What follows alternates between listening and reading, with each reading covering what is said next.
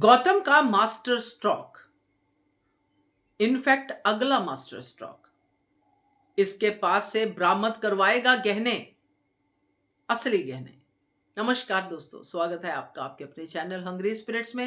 Hungry spirits देख रहे सारे दर्शकों का मैं अंजू शर्मा दिल से स्वागत करती हूं। तो मूर्ख कोठारीस जिन्होंने चोर को अपने घर पे रखा, ठग को अपने घर पे रखा, भुगतना तो था ही इनको। अब इन मूर्ख कोठारियों का जो नुमाइश होने वाली है सबके सामने, इसमें फंसने वाले हैं दो लोग। एक को तो पहले से ही फंसा दिया है, गालियां मिली हैं राही को, जो कि आने वाले एपिसोड में दिखेगा आपको। दूसरा भी अब फंसने वाला है, क्योंकि गौतम ने बहुत सोच समझ के ये वाला प्रेपरेशन किया है। तो चलिए बताते हैं किसके ऊपर घूमने वाली है ये सुई। तो पहले वही निवेदन, जिन्होंने अभी तक चैनल को सब्सक्राइब नहीं किया है कर लीजिए, साथ में दोस्तों बेल आइकन दबाइएगा ताकि आपको हमारे वीडियोस के नोटिफिकेशन मिलते रहे। अब यहाँ पे दोस्तों, अनुपमा के बच्चे हमेशा गौतम की रडार में रहे हैं, उसकी हिट लिस्ट में रहे हैं कि इन बच्चों का मैं सत्यानाश कर दूं। इस घर में अनुपमा को कोई भी बच्चा दिखाई नहीं देना चाहिए। एक बेटी जो उसने अपने ही जाल में फंसाई हुई है माही, परी को वो कुछ कहता नहीं है क्योंकि परी से उसका कुछ लेना देना नहीं है। राजा परी खुश तो उसको उससे कुछ फर्क नहीं पड़ता। फिर आते हैं राही और अंश।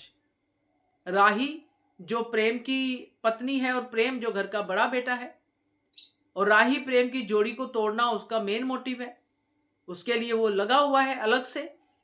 और आते हैं अंश और प्रार्थना। प्रार्थना से उसको बच्चा चाहिए और अंश को घर से बाहर निकालना है। तो ये पूरा का पूरा जो गौतम का पूरा जो चलता है तिकड़मबाजी, ये अनुपमा के बच्चों के इर्द गिर्द ही चलती है।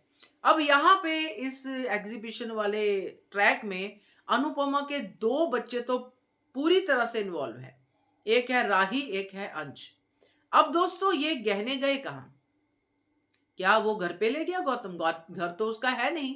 क्या अपने कमरे में रखे हो नहीं सकते, क्योंकि जब ये वाली बात खुलेगी तो सबसे पहले तो गौतम के कमरे की छानबीन होगी कि गहने गए कहाँ भाई, असली गहने कहाँ पे है। मगर गौतम ने यहाँ पे डेढ़ शानी चाल खेली है। पहले राही की सिक्योरिटी पे पूरा का पूरा दारोमदार डाल दिया।